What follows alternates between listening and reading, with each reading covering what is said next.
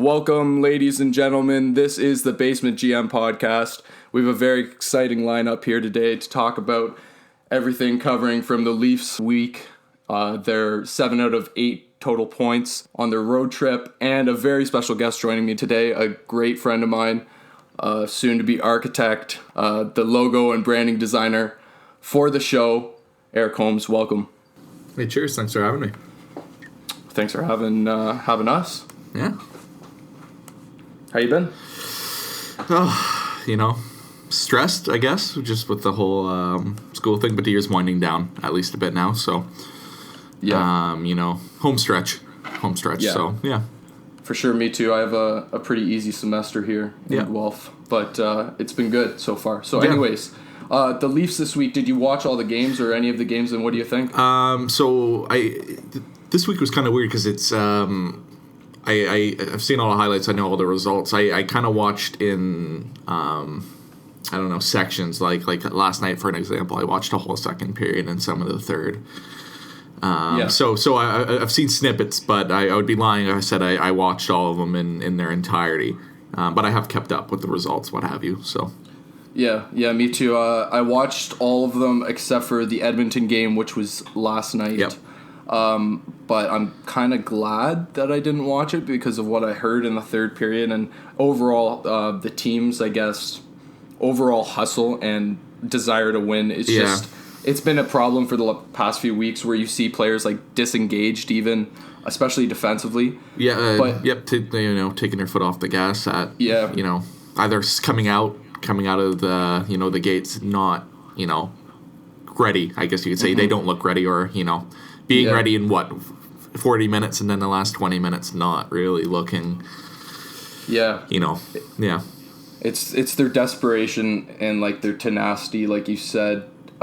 Even like as quiet as Freddie Anderson is with the media, he even commented on it last night, which I liked. He said it was just a little too exciting for his liking at the end of the game there, and you can't blame the guy for saying anything. I was expecting worse, but just because of the way he is and the teammate he is, that's understandable. But he's approaching, I think that was, what was that, his 50th start of the season last night? Yep, it would have been up there. Yep. Yeah, so, his total is going to be around the 60 mark. That's quite a bit. That's the most he's ever played.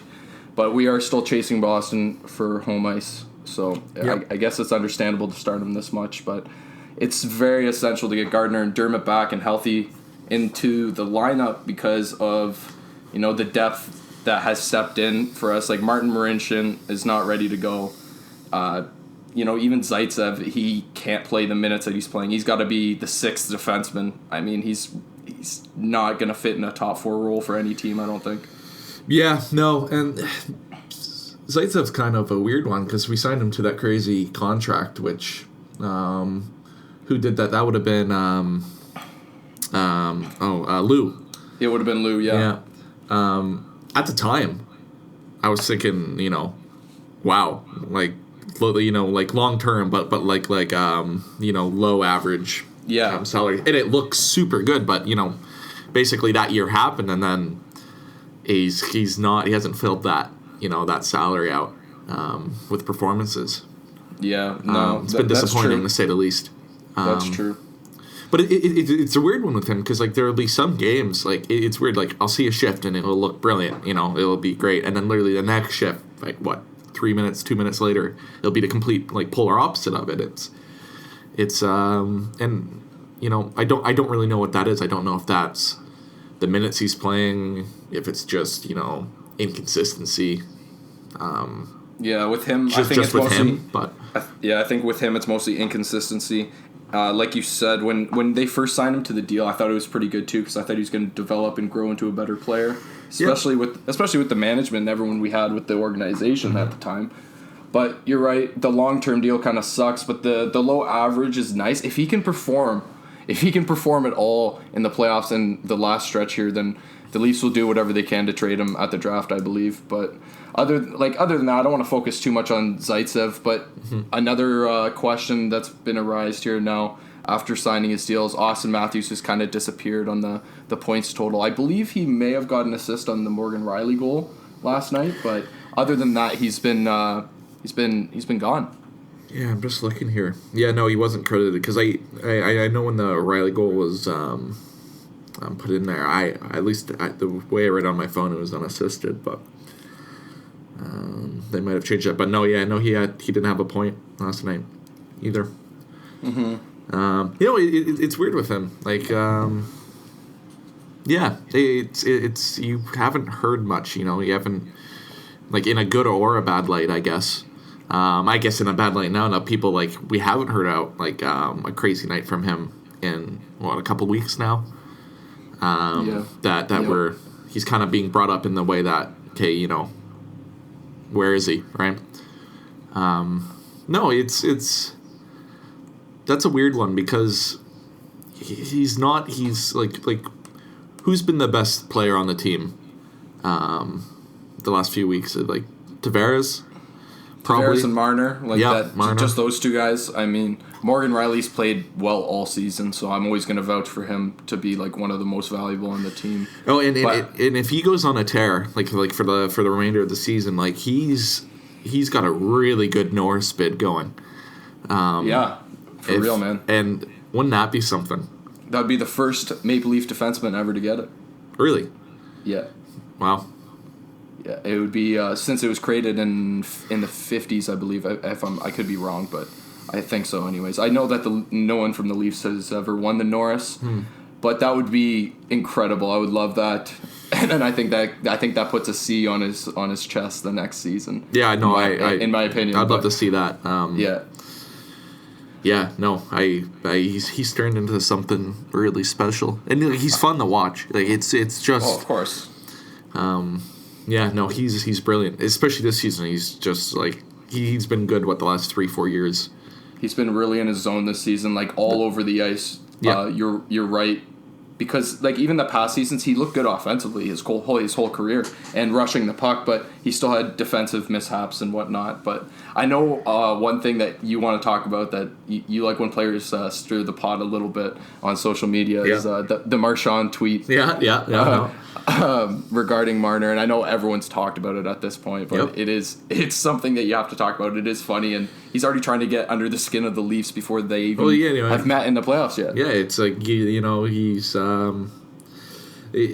it's weird because it's kind of like I think a double-edged sword. You can look at it in two lights because I know Dubas commented on it. He thought it was pretty funny, but he said it's a victory in his books. I don't know what the exact quote is. But it's a victory in his books because, he's waking up in the morning, whatever he said, with the Leafs on his mind. So you can look at it from that way, but then also in the other way, he's already in the minds of, Leafs fans, the players. They obviously know about it. So it's interesting because I think we're destined for Boston in the playoffs. Like, what is the probability? It's like... I think it's 90%. Oh, something like 90-something, whatever it is. I think it's over 90 now. I'm pretty sure it's. The real question now is home ice, right? I think that's really the, what's being fought for at this point. I could be wrong in saying that, but. No, of course it is, and I mean it's been, I don't want to say proven, but in the past. The hot teams that go into the playoffs usually do well, and I've heard it all over sports media now that Boston going in as like the hottest team, they're seen as the best contender for the Stanley Cup in this conference now. And the way that they're playing, I can't really disagree. They're playing great, but hopefully the Leafs can stop them, man. That'd be amazing. But then we're probably going to meet Tampa. And it's funny with Boston because they're stacked. Like their first line, who is it? It's Pasternak, Marchand, and who's in the middle? That would be Bergeron. Yeah. Like crazy good line. Like it's I think the only line I can think of off the top of my head that is just like a clear standout would be like the McKinnon Rantanen in Colorado. It's up there. And to add on to that, Eric, on the second line, David Krejci for the Bruins this year, he's usually injured like at least I would say 20 to 50% of the season, almost every year. Yep. He's had an incredible year. Krejci has played so well. And he stayed healthy, eh?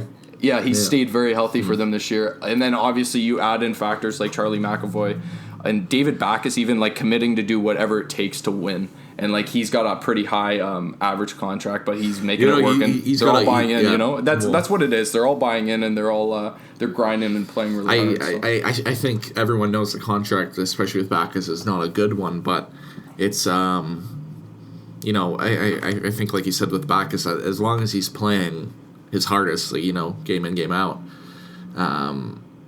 that's what you can't really change the situation. That's all you can really ask for. And I guess, like, how old is he now? 35, 34? Yeah, he's up there. He's over 30. I don't know exactly. So but it's honestly with the cap rising and the players making what they're making now, I'm almost thinking that it is worth it, because he's making $5.5 million a year or somewhere around there. Mm-hmm. I'm pretty sure it's below 6 anyways. Yeah. And he's a proven guy to play pretty well in the playoffs, whether that's bringing like a checking line role or even scoring a few goals or playing well. He can play center wing, and he plays well defensively. You know, it's almost worth it. That's close to Nazem Kadri money. That's close to those kind of guys. You know, like third, second liners. So yeah, it's almost worth it. Yeah, he's $6 million a year cap hit. Okay, yeah, that's a little steep. Yeah, it's that's interesting. Yeah, he's 34. I'm just looking it up here on Cap Friendly, but yeah, and I got him until 2021. Yeah, but moving past that, it's interesting. It's all about goaltending, I think, for the Leafs and Bruins series. That's why I'm worried about Freddie Anderson playing so much, because it's going to be him versus most likely Tuukka Rask. I can't see them starting Halak, but if Tuukka Rask goes down at like either injury or if he's just not playing as well as he should be, they still have Halak back there, and we have Garrett Sparks, and we're still playing Anderson almost probably 60 games in the season. Yeah. Not saying you can't handle it, but it's just increased risk for an injury. It's interesting, like the shift of like you know, the pressure on goal is what in the last even 3-4 years to now that like because this was never really a thing, was it? Like, was it where like goalies, you know, were like, what are they playing, like ideally 60 a year? Yeah. Between 50 and 60. It's changed. It's definitely changed. There's because like before, like a backup was just at least the way I used to see it, like a backup was truly just a backup, right? Yeah, like 10, 15 games max. Yeah, you know? Exactly. He was brought in like you know, if you pull your goalie not having a good night, injury, what have you. But like now it's you need a tandem. You need a tandem, exactly, and it's I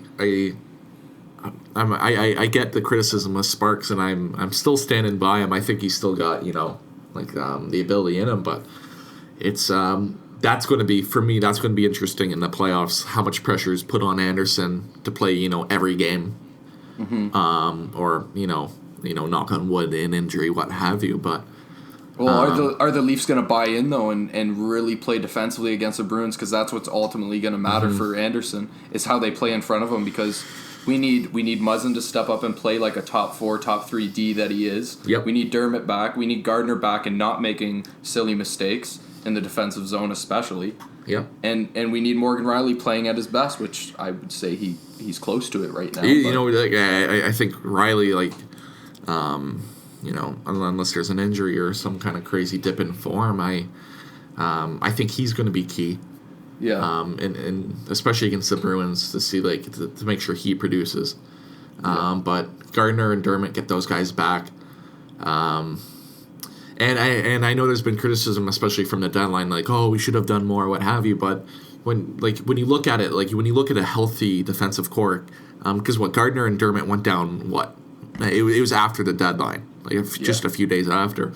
Like, hindsight's 20/20. If they were healthy, this wouldn't even be a question. No, it wouldn't. Well, it still would be a bit, depending what they did. Exactly, but it would be less into question. Yeah, could we have done more? Yes, but I'm glad that we didn't, though. As a believer in this management, I'm glad that we didn't, because I believe that we would have to give up too much or it wouldn't be worth it. And I've even seen, like we've seen this year more than most years, is that when these guys are picked up from teams and put into another spot, they're not always effective. Look at Matt Duchene. Like, he can't score in Columbus right now. Columbus might not even make the playoffs. That'll be a disaster. Yeah. And I don't know how Mark Stone's doing in Vegas, to be honest with you. I think he's doing okay. He re-signed there, so that's good. But I'm glad that the Leafs didn't do more. Even, whatever they did, they picked up Nick Patan. That's a very small move. And then, the Muzzin trade was a great idea, in my opinion, because you give the player an extra 3-4 weeks to settle in. And this is his hometown, so it's not like he's going to be living in a hotel. He's going to be either living with family or already finding his own living arrangements here. He's familiar. Yep. Exactly. So, with that being said, another guy on the blue line for the Leafs that people like to criticize, Ron Hainsey, is he's got the best plus minus in the league. It's not like it's all him doing that. It's mostly Morgan Riley. Yep. But he's so effective in this lineup. I just wish that he didn't have to play the amount of minutes that he has to. No, exactly. But the Leafs just don't have another option. Like, who are you going to put out there? And you can't trust anyone like you can trust Ron Hainsey. No, and he's a veteran guy. He's he's one of those guys you're not going to expect a Riley kind of production offensively. He goes out there and he knows his role. Of course. But yeah, no, you're completely right in saying that. Like, I think he would be so much, I don't want to say better per se, but I think he'd be so much better suited for less minutes than what he's getting. But yeah, I think it's unfair to put him out against top lines where you have guys like Johnny Gaudreau and stuff like that. It's just like he's not going to match up speed wise, not even close. No, and if he's on the second line, like you said, he would be better because he's playing with guys that he can keep up with and make plays around. That it's just a comfort zone thing. But with that being said, he's filled a role for that, and he's done it very well. Pairing. Yeah, I can't complain about the guy. No, he's. For the situation he's in, I think he's kind of filled the shoes of ideally whoever that player would be. I couldn't agree more. So yeah, no, it's one more thing to wrap up the Leafs talk, and we'll move into some Jays talk, and then some Toronto FC. Yep. But I want to say it was cool of the Maple Leafs organization to give Ron Hainsey that I think it was like a platinum stick for his 1,000th game. If you haven't seen it yet, you should check it out. It's really cool, and they give him a little memorial and everything. That means a lot because since he's got here, he's done a great job. He's been one of the best defensemen that we've signed and brought here. That's actually done a good job and consistent. There's no so that's cool. It's not like a Gardner where you don't know. Who's going to show up that night? Is it going to be... You know what you're getting every night. Yeah, exactly. He comes in, does his thing, and I think that in itself has so much value. It speaks to him. I think that's going to be so important in the playoffs because, especially with some of the players, like I said, you don't know who's going to show up that night, per se. Mm-hmm. Yeah, he's crucial. He's crucial for the Leafs, especially this year, but I hope the Leafs really buy in defensively, and I hope we see a change getting closer to the playoffs because the way I see it right now, it's not looking good for the Leafs against the Bruins. But the Jays are also playing spring training right now, and they're doing a pretty good job. I'm most impressed by their pitching so far, their ERA. Like, I'm not saying it's something like groundbreaking. It is still spring training, but their ERA, I believe, is 4th or 5th in the league, which is pretty remarkable. Yep. Yeah. Yeah, and it's like the players that brought in, because obviously we're not a contending team this year. I think that's pretty clear. We're at the start or mid-rebuild, wherever you want to put us. Yeah. Because who have we brought in? We brought in Clay Buchholz, Shoemaker, however you say it. Yeah. Freddie Galvis. I love that move.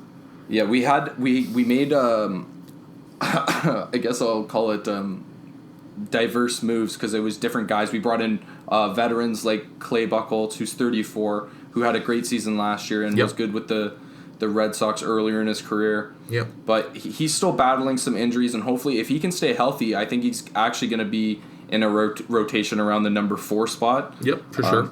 Ideally. Yep. But that's all up to him and how conditioned he is. But with that being said, he had an incredible year last year. No, he still got it. I like these moves because I think Shoemaker, however you say it, he's on a 1-year contract, right? Yeah. Same with Buchholz. They're guys that you kind of... I'm crossing my fingers they perform because it's funny with sports like in rebuilds, you want your team to win, but at the same time you don't. Yeah. Well, this is a situation where I think Shapiro, I think that's how you pronounce his name. Yeah. I think this is a move where he really likes going guys with low to high end potential, and then where the risk is low but the reward's really high. You know what I mean? No, so exactly. He's been proven to get even guys like Teoscar Hernandez, who everyone thought, he's probably not going to make it because of his fielding ability, and he's not going to commit to any system and stuff like that. And he came in here, he's done a pretty good job, and in spring training this year, he looks like a monster, to be honest with you. Well, and he's the fact that we got him for. It was basically him, and it was just 1-for-1 essentially with Liriano, right? Mm-hmm. Like you kind of just look at those trades where we're getting these really really good prospects. Yeah. For I don't want to say nothing, obviously, because Liriano was brought in for a certain role, and I think he actually did fairly well that year. He did a pretty good job. That was the year Houston won, was it not? Or was it the year after?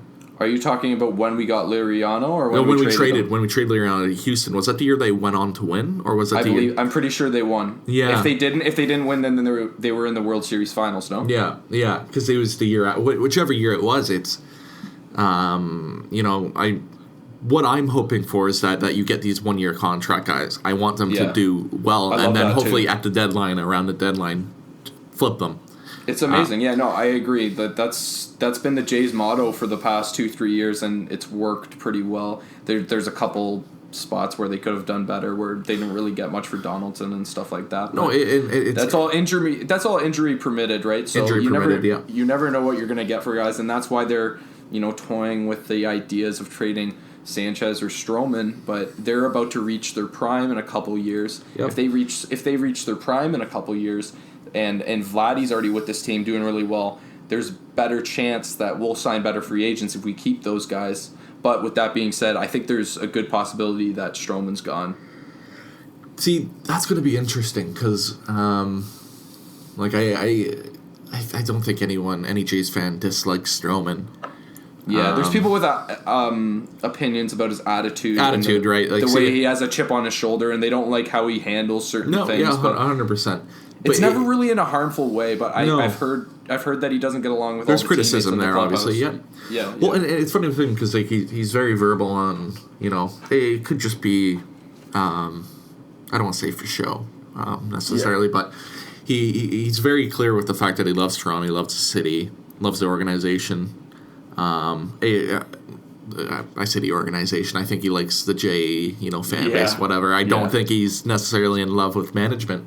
No, I agree. But it's going to be interesting because he's a guy that as far as the brand that he brings to the team, that has some value as well. It's going to be interesting to see. It's going to be interesting to see if we hold on to him, and be one of those guys that just stays, right? Mm-hmm. I couldn't agree more with the fact that you can brand around him. So the fact about that is that if he can be effective in Toronto like he has been before, the branding aspect of that player is great for any city because you're going to attract more fans to the organization for more apparel because he is doing cross combinations apparel with the Blue Jays and with New Era and stuff like that. So that you're right about that. The only problem is if he gets along with everyone in the clubhouse. If not, then that is going to be the deciding factor if he goes. But that's with like any player, right? So, But I see Aaron Sanchez staying, and he's had a great start to spring training. Yeah, hopefully he can stay in the rotation this year. Yeah, and it sucks so much with Sanchez because he had that unreal year, and ever since then it's just been halted literally by the blister issues. Yeah, and it's unfortunate because literally he's so effective, and just to be stopped by a finger issue, what have you, even though it's so minor that's literally key. It must be frustrating. I think, of course, it's frustrating for fans, and it's going to be terrible for him, man. It's going to be 10 times worse for him. Yeah, it obviously it'll be worse on him. It's the worst, frustration on him because But no, it's frustrating not being able to see him perform the way he did because of that. Mm-hmm. And if that's something that changes the fact that changes if we trade him, or keep hold on to him, because it's funny because if he stays healthy and performs, why wouldn't we could get a lot back for him? Yeah. But if he doesn't, I think he's staying because I think we know he does have that that potential, I guess you could say. Oh, of course. And holding on to him I think is important. Because if he's injured, doesn't have a great season, we trade him for basically nothing, and then he turns out he starts playing the way we did. I don't think there's any light you can look at that we're the winners in any kind of trade with that. Yeah. So it's going to be interesting. I'm actually really excited for this year because I know we're not contending, but to see the players that we have, on the roster. Mm-hmm. And seeing how that kind of shapes out, because we've gotten rid of Martin, we've gotten basically most of the players. We got to see if the guys can reach their potentials now. So I know what you're trying to get at. We got to let these rookies play, and they got to play multiple positions, and that's why they got the manager that they did in the offseason with Charlie Montoyo, because he's been a minor league. A huge minor league asset as a coach down there. I think it's 17 or 18 years, and then was on Tampa Bay Rays bench, and they were seen as a success last year, and they passed the Jays, and Jays finished last, I believe, in the division. So the whole situation lines up with management's plans, and I agree with them. The thing with management is that with the Stroman idea and the Sanchez idea, if trading those guys matches with their risk-reward system that they got going on, because it's pretty apparent, when you see the guys that they bring in and the guys that they ship out, they're shipping out mostly high risk, and then they're bringing in low risk with high reward. You can look at everything, Osuna, we had to get rid of him, kind of, it was one of those things where you had to trade him, but then we got back a guy with low risk and pretty high reward in Ken Giles because he's a proven guy. So I love that trade. Me too. Because even if he doesn't perform right away, you could ship him out and teams would still be interested. And if he performs here, we can ship him out at the deadline and get a lot for him if we're not contending. You can also make the argument to keep him because he's 27, 28? I think he's closer to 30 now. I think he's 28 or 29. Ken Giles, he's 28. Yeah. So he's in his prime right now, though. He's in his prime right now, as a closing pitcher. So I think if we're not contending, he's going to be gone this year. That's the problem. It's not a problem, but it's a good thing short term, not a good thing long term. Yeah, no, it'll be interesting to see. It's so many things that the Jays could play decent this year. I'm not saying that they snatch a wild card spot, but they could play decent enough where they're the middle of the pack, and there's enough hope around them that they don't trade these guys. But I think that the way management's doing this, they gotta get a return for Ken Giles, or they gotta get a return for the older guys that are in their prime right now, so that we have the best chance 2 years from now. I'm excited because I know we were planning this year to at least go to one Jays game. Oh, of course. Tickets are going to definitely not be as expensive, I would assume, as they happen, because obviously we're not contending. Yeah, but they'll be okay. Yeah, and I'm excited to watch the young guys play, and even the older guys. Excited. It's going to be an exciting year because I think just maybe they'll wrap that whole conversation if and but what have you. Yeah. It's going to be exciting because you bring those veterans guys who are just going to be fun to watch because they're veteran guys who can perform at an elite level, and then you throwing them in with these young guys. I'm excited. It's behind the plate Jansen, young guy. Mixed in with we still have Morales, we still have Pilar. Yeah, but look out for these guys like Morales, where if he plays well, if he performs in his hitting role, as a DH, not really defensively, no one's expecting that, but as a DH, if he can hit, he's a guy that they're going to ship out. And that's what we saw last year with who's the guy that we sent to Boston that was okay? Steve Pearce, who was the World Series MVP. Yeah, that's what I'm saying, man. That's exactly what I'm saying, and I could see this same thing happening with Morales. I'm not saying that he's going to get World Series MVP. That was unbelievable. That was a storybook ending. Yeah, literally, that was really good for him. That was something special. And as a Jays fan, how could you be mad about that, really? Like, you're not contending. Like, you send a guy off like this. Like, he had some hitting ability, but it wasn't amazing for the Jays. And then he does that. Like, you can't even be mad, right? Like, you're not mad that you I guess you could get more for him. But no, he was a perfect utility player. I think he was a great guy to have around, the clubhouse. Yeah, I couldn't agree more. And we, I think if Boston knew he was going to be, I guess if the Jays knew he's going to be World Series MVP, we would have gotten a lot more back for him. But of course, no one knew. No one knew, obviously, and to see that happen, it was like exactly like you said. I couldn't agree with you more. It's you in the back of your head, you're not a Red Sox fan, what have you? It's a rival, but you kind of got to cheer for the guy. Oh, of course. So I did anyways. Yeah. But that was fun to watch.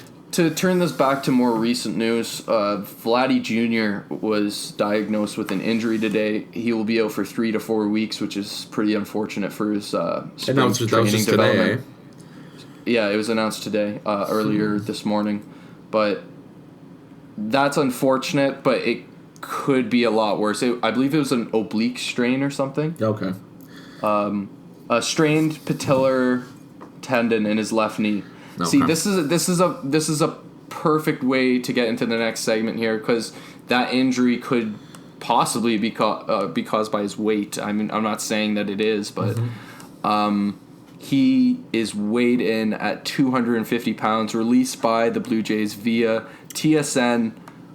I think that was 2 weeks ago, or that was March 4th, actually. Well, that was March 4th. Well, 6 days ago, I'm sorry. Well, in the way I read it, that it was pretty, it was weird. It was handled weird. I can't remember what podcast. It was a TSN. I can't remember which one it was, but I think it was Overload, because I heard them talk about it on Overload with Jeff O'Neill and Noodles, all those guys, right? So yeah. Well, that's interesting, because like they how long have we had him in the system? 4 or 5 years? And this is the first time they've updated it since 2 years ago, where they said he was 200 pounds. Now they say he's an even 250, which is a weird weight. So unbelievable. It's not funny. I think he's probably closer to 270, probably like 265. Like, he's got quite a bit of weight on him. Hey, I mean, there's been great baseball players that are heavy guys. Look at David Ortiz and everything, but you got to keep in mind that this guy's turning 20, or if he's not 20 now, he's turning 20 in a week or two, and he already weighs this much. He needs to drop some weight, and I think that was the main message with Ross Atkins talking about keeping him in the minors. It wasn't about the contract. It wasn't about him being hitting ready and defensively ready for the MLB. It's about his body, his conditioning being ready, like running the bases every day, not getting injured every week. You know what I mean? Yeah, and it's interesting, because obviously I don't think the weight will affect or has affected his hitting ability. Of course not. If anything, it's making it better. Yeah. It's the fielding and the longevity. I think that's interesting. If that is a factor, because like you said, he's young, 19 turning 20. To be that weight, like if he's healthy, like like some guys are just bigger. That's of course. But if that's an unhealthy weight, that's something that definitely needs to be looked at. He's not at the end of his career. He's not like mid to late 30s, what have you. Yeah. Well, to put it into context, he is the heaviest third baseman. He will be the heaviest third baseman to play in the MLB since Pablo Sandoval for the 2015-2017 Red Sox. We all know how that turned out. That was a stupid contract, and he played awful. He couldn't field because he was so big, and he came to spring training way overweight. I'm not saying it's the same thing here, but with him being as young as he is, that's the only alarming thing, because we want him to be good for the next 10 to 15 years, right? Yeah. So I'm just going to read a quote here from Ross Atkins on the press release when they decided that they want to keep him in the minors until, he's truly ready to go in the MLB. So Ross Atkins says, everyone then points to defense, but it's really just not about defense. It's about him having a 15 to 20 year career and starting with an incredible foundation. The physical aspect, the base running, the defense, that a physical ability really plays into what type of offensive player he's going to be. He has the ability to be so versatile and dynamic, and we want to make sure that we tap into all of his potential. That's a fair statement. Like, he kind of brings it all together just with that. Yeah, I mean, we're like, if anything, he's being soft and just, not pointing out the obvious, but I think that's mostly about his conditioning. That's not about the contract status so much. Like, obviously, they're going to bring him up if they can bring him up. Like, if they weren't going to lose a year of control, they'd bring him up right away. Yep. There's no doubt, because he can almost hit a home run one-handed. Like, he hit a double against the Yankees or someone one-handed in spring training. And after the game, he went like 1 or 2 for 4 with an RBI hit, whatever. He had a great game. And after the game, he's like, I'm never satisfied. Like, he's wants to get better every day. And so I think I like seeing the commitment from him too, that he's not upset that he might be playing in the minors for a few weeks or a month or whatever it will be. Yeah. No, it's exactly like I said. As long as he's healthy and he's a pro athlete at the end of the day. And I kind of what Atkins says, it's like if the Jays are going to want to tap into, every kind of potential he has, and like from what I've seen, he's a decent fielder already. Oh, of course. He's got the fielding ability. Yeah. It's just like Ross Atkins says in the message, I believe he even uses this word, it's the mobility. It's the defense and the physical aspect that really plays into what type of player he's going to be. So, like, the abilities are there. He's a 5-tool MLB player. He's got everything. He can hit with power. Yep.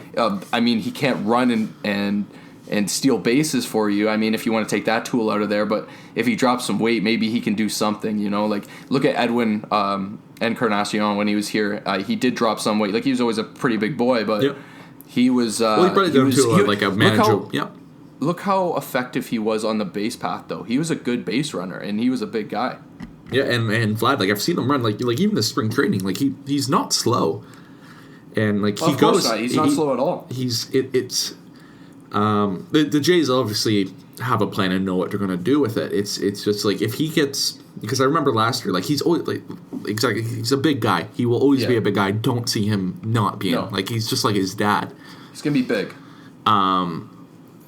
It's like, just if I think they have a way. They're obviously not going to say, they must have a way in mind where it's like, okay, we'll get you here. And then, like, that's their target weight. If you stay here, you'll still have the power. You'll still be happy, I guess, what have you. Oh, I'm sure they've gone over it all. I'm not concerned. Like I said, I'm not concerned now. Yeah, no. The Jays know what they're doing. The only thing that concerns me, like, I agree with you. The Jays know what they're doing. The only thing that concerns me is that he's 19, 20 years old now. I just don't want to see this get worse later down the road. Not just for the Jays' sake, but for his own career, because I think he's going to be one of the greats. Yep, he has the potential to be. He's so just to wrap things up. I want to pretty much just the worry's not there short term, and he's going to be great for the Jays this season at some point. Yep. But I guess wrapping things up in Blue Jays. Is there anything you want to talk about, Ryan Borucki, or anything? Maybe just briefly. It's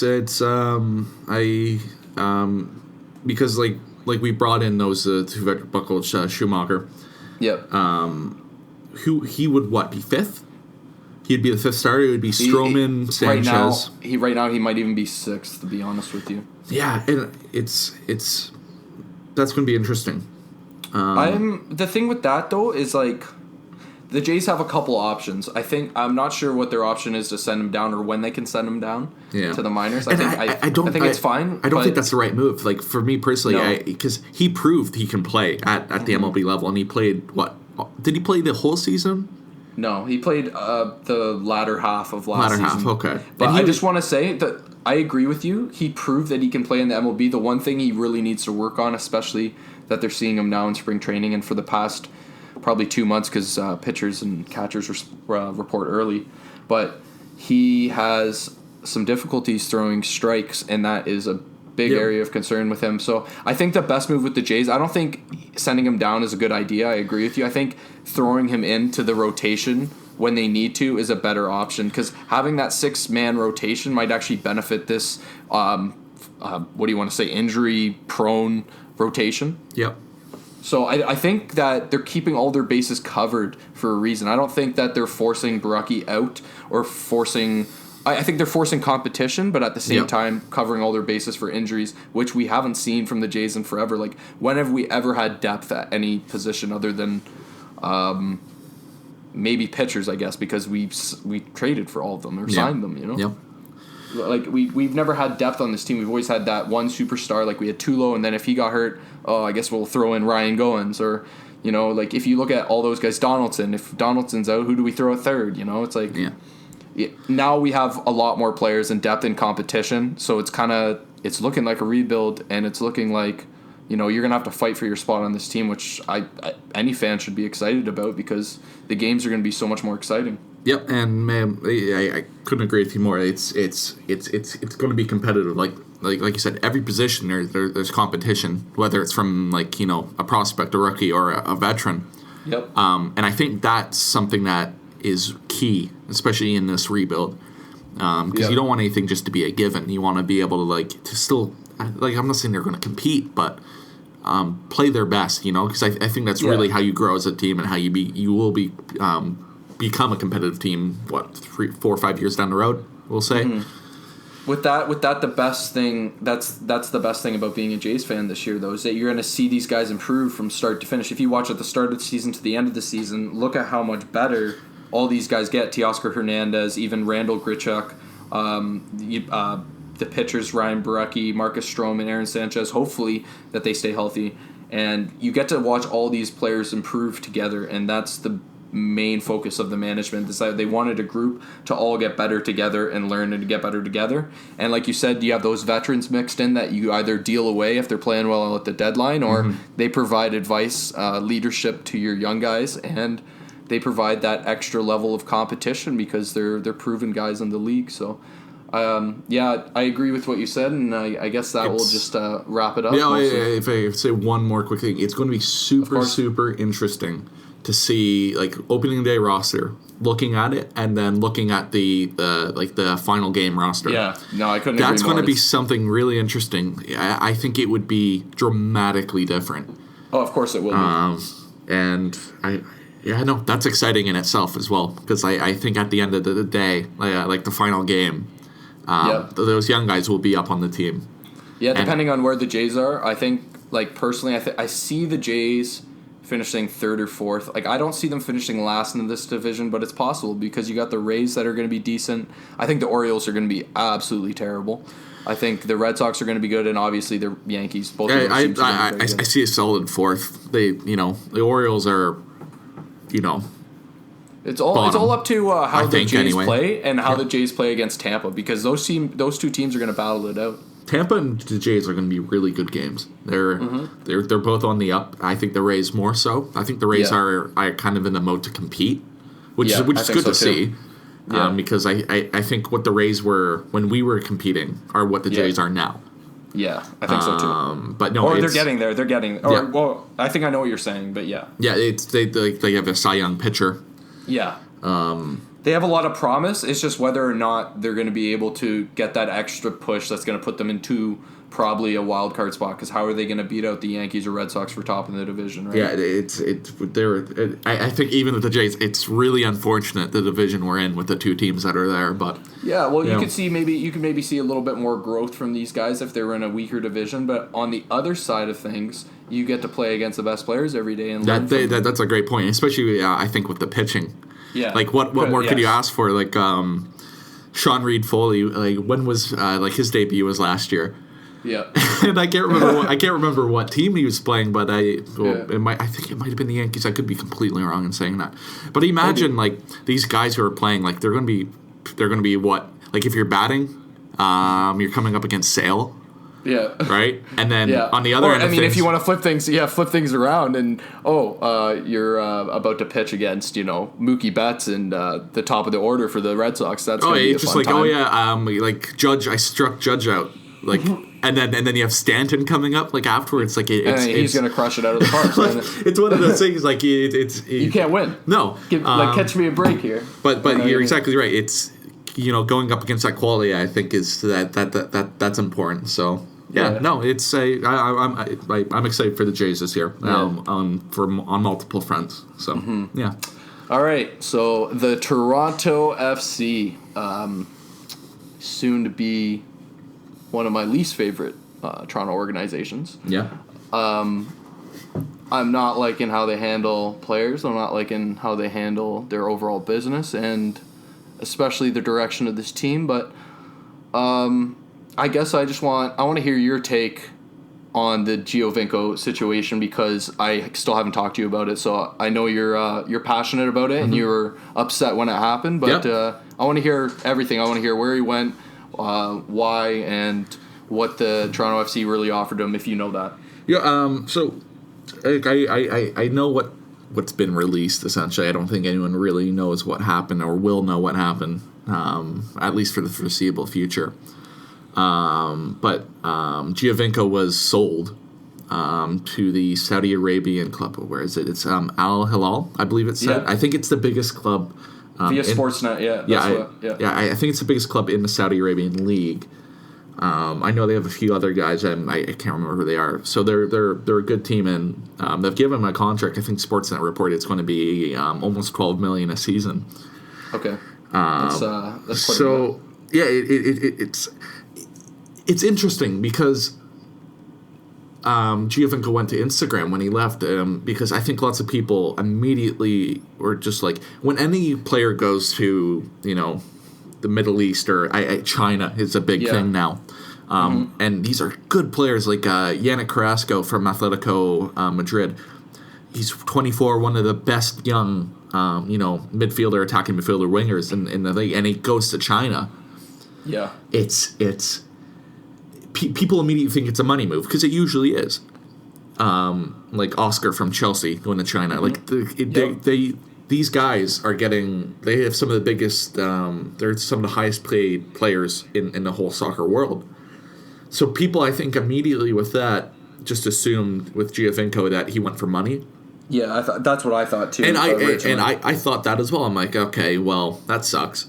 I wasn't really mad because Giovinco, we won a championship, Yeah, I wasn't mad at him at all when I heard about it because I thought it was on him, like you said. Like, I thought he was going for money. I'm like, oh, well, like he's going for money and there's the end of his career or whatever. That was my first thought that came to mind. Right. I'm like, it sucks because he's like, I don't think there's any question he's the greatest player in Toronto FC history. And I'm like, oh, he went. But I'm like, okay, well, his career is winding down, I guess. He's 30 now.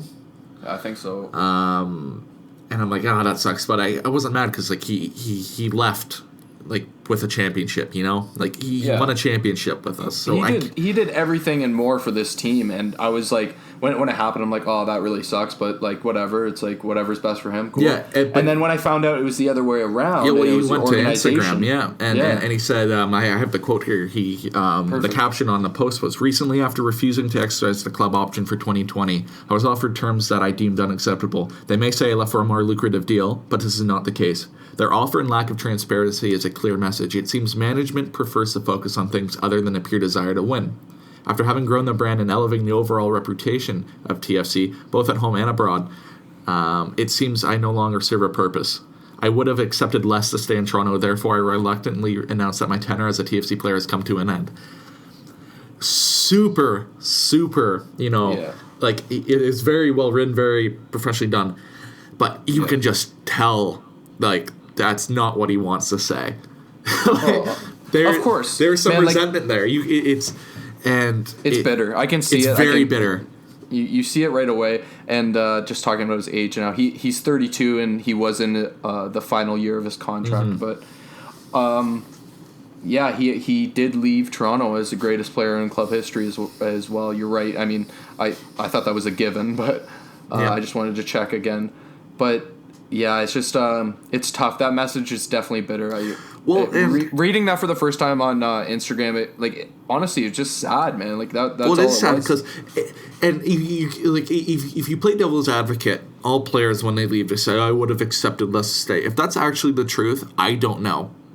Yeah, no, it's not often the reality, but sometimes it is, but like to a certain extent, but. I think he was happy. Players here. have to say a certain thing, right? Like, of course he was happy here. So I want to believe that he's telling the truth. I do believe it. Like I said, he could just be, he's saying it to, to keep his name in a good light, I guess, with fans, what have you.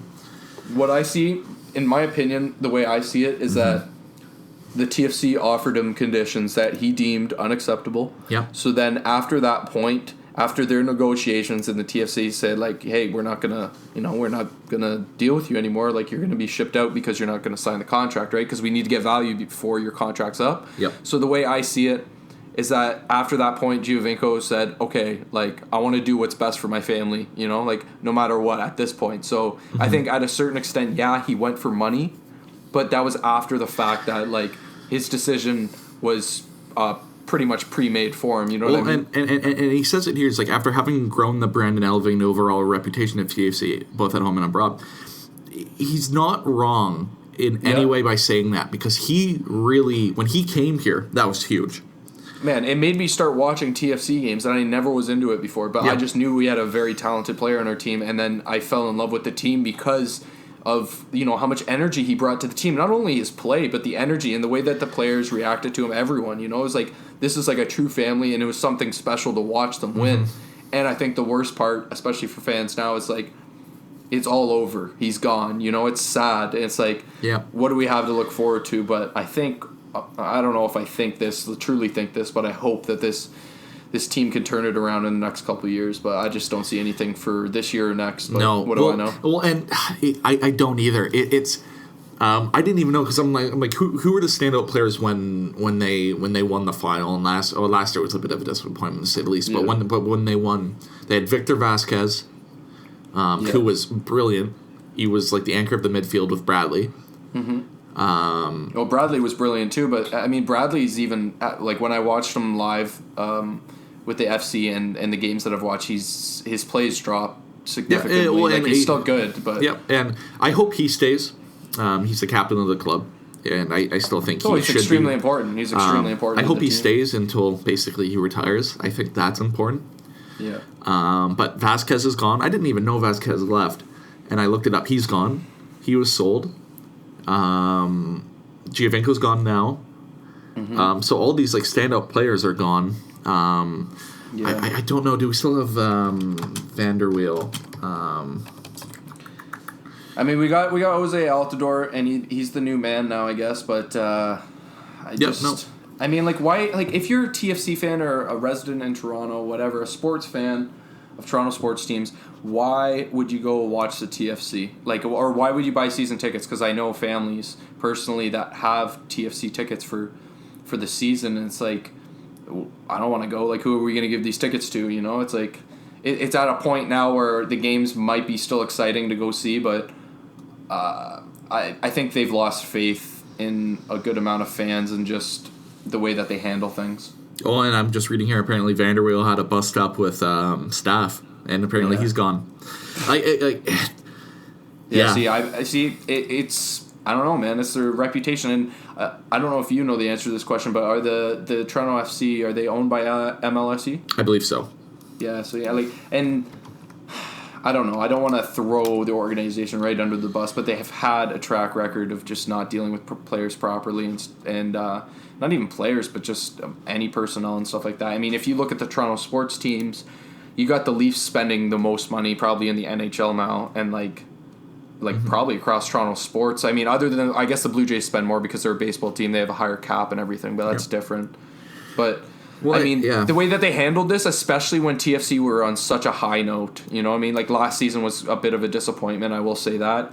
But they were on such a high note, they could keep this thing going. Maybe not having Giovinco back, but you can't just keep doing this.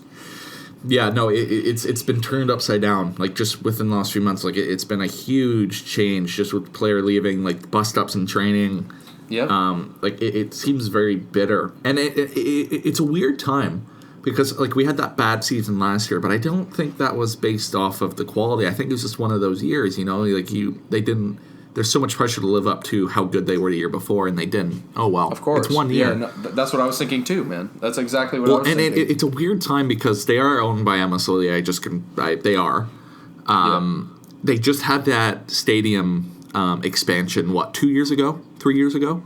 It was not long ago. I thought it was only last year. Yeah, it might have just been last year. Yeah, I don't even know, but yeah, it might have been 2, but I don't know, they pump money in to the overall organization, but then their personnel gets worse. It's tough to support the product on the field. Yeah, it's unfortunate, and I'm surprised Altidore stayed. I know he loves Toronto. I think Toronto's a great city for them to play. When he signed that, I was very surprised. My eyes lit up. I was like, really? Because he was rumored to go. And I think that's another interesting point to bring up with him is, will he be like the new main guy? I think maybe that's why he stayed. Mm-hmm. I think he wants it, man. I think he wants the glory now. Well, he will be the main guy. Like, I think that's probably what a lot of players would want. So that would be probably a deciding factor in him signing the contract. And I think because he signed a 3-year deal. I think they're branding around him, they're marketing around him. Like it seems like he is gonna be the next face of the franchise. Well, and I'm just reading here like he's I think he's second on the all-time scoring list for Toronto behind Giovinco. Yeah, he's so I think with this he has the potential to be like Toronto FC's like GOAT, I guess you could say. Yeah. He definitely has the potential to do it. It's just, I mean, if I want to bring a counter argument in, it's like, who is he going to be playing with? That's a big deciding factor in how well he's going to do and how like the morale is for him and not only him, the team. That being said, even if he does pass Giovinco, what if he doesn't bring another championship back or another good like season? Does that really matter at that point? The way I see it in sports, for my opinion, is like it's all about championships and winning. Mm-hmm. Like you're not one of the greats until you truly pay back the city that you pay for, or pay back the fans that you paid to watch and stuff like that. That's just the way my mindset goes. Like obviously, if you have a great run like the Toronto Blue Jays did with Jose Bautista, I'm not going to forget that. I'll always remember that. That was a great run, and I love those players. But I'm not going to sit around and say, Jose Bautista is the greatest Blue Jay of all time because of what he did. He's not. He didn't bring a championship here. He did a great job here, and same with the players that were here, but they're not absolute superstars of the Jays moving forward, and the only jersey retirement I would expect is Jose Bautista, and that's fitting, but that's kind of like a Matt Sundin kind of thing if you want to interlock all the sports. That's true. When you think of the greatest of all time, like of these organizations, they're always the ones where there was success, not just on a individual level, but also on like a team level.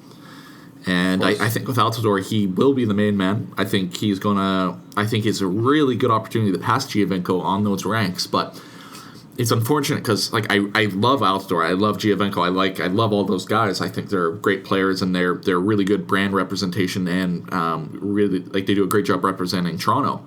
Yeah. But it's unfortunate for him because I think unless we win with him, which I don't see happening, unless they turn it around maybe this season, next season, and they're unreal for whatever reason. Yeah. When I look back when he's gone, I'm like, who is the greatest? Even if he's ranks number one on the all-time scoring list, I'm going to think of Giovinco. Exactly. Because he basically, with Altidore, to be fair, they did win that championship. I don't want to say it was just Giovinco, it was Altidore as well, but that's going to be interesting. What you're talking about, like you're right. It's about what Altidore does from now on, though, because Altidore was part of that team. And he was a big part of the championship and the huge run they had, not even like nationally, but internationally. Just the way that team played against everyone, and then, but like that's a high note, right? And now we're dipping down, and so if Jose Altidore can turn it around with this franchise, if he becomes the number one point leader, and let's say the TFC makes some moves, like a couple signings and deals, and they become successful, he has very good potential to become the greatest of all time, especially with that championship already underneath his belt. Yep, that's going to be interesting to see. Yeah, that's going to be the debate. So it depends from now on, like you said, like because we're speculating, but you're right, because it depends from now on to determine who really is, the GOAT of the TFC.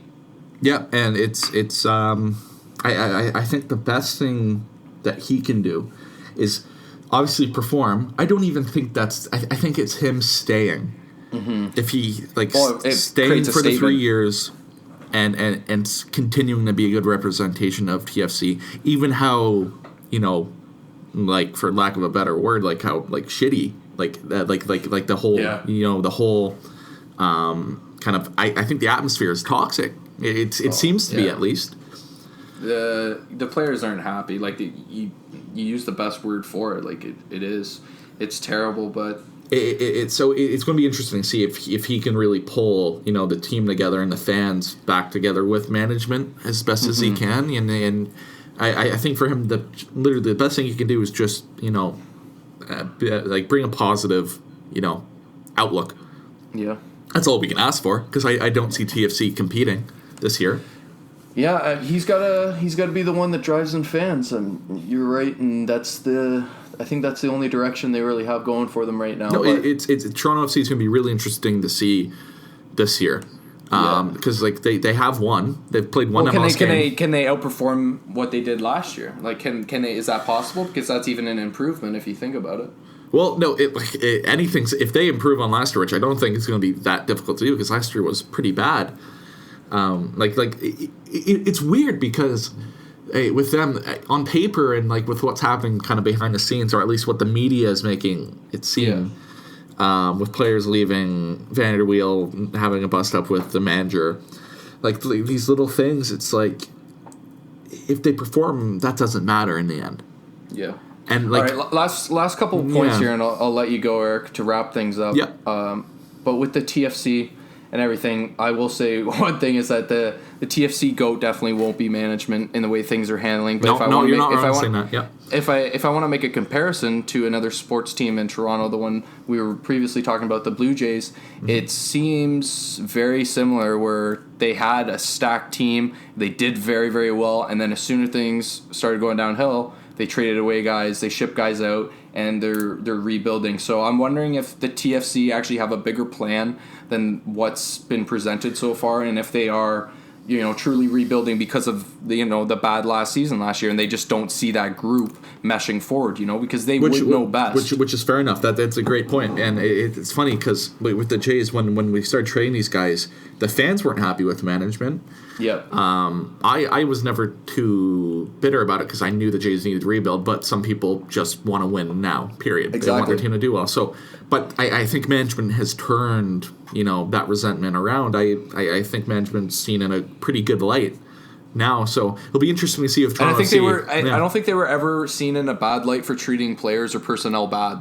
Who did they drive out of here? They didn't drive John Gibbons out of here. They're still paying him. Like John Gibbons, he might even get a job with the organization again later on, like head office or whatever. Like that's going to be interesting because that's the main point I wanted to make here, wrapping things up. But I think it's a perfect comparable those two. If TFC management can turn their if they can kind of turn that negativity around them, on them.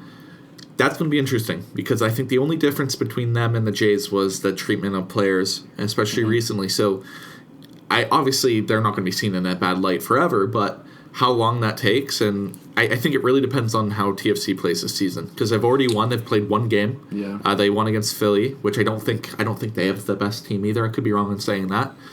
But if they perform, the team comes together and fight for a playoff spot, which I think is possible. Yeah, it could be in their league, and I don't think any of this will matter. So no. I think it really depends on how they perform. And I think if we wrap all the topics up together, I think that is the Jays, the Leafs, what have you. It's how they're going to perform over the next few weeks. Yeah. To add one more now, it's like you can compare it to the Raptors situation. It's a lower level, but you ship out DeRozan, you bring in Kawhi Leonard, and then nothing will matter. Like nothing that DeRozan says or the fans say, as long as they perform. Exactly. So that's the same thing with the TFC. So you can compare all these teams together. It's an exciting time to be a Toronto sports fan for sure. Yeah, and I think a lot of Toronto sport fans tend to focus on the negative things instead of focusing on the positive things. And that's the Toronto way, yeah, especially with things regarding the future, like moving forward. So it's going to be interesting to see, but I'm really glad you could make it on the show today. Absolutely. Thank you for having me. Anytime, buddy. I hope to have you back soon. Absolutely. Cheers. Cheers, buddy. Thank you, everyone, for listening to another episode of the Basement GM podcast. We will have another episode next week. So, make sure to tune in and follow me on Instagram, Twitter, Basement GM, Podbean, anything like that, and you will be kept updated for all of the episodes coming up. Thank you again for watching. Have a good day.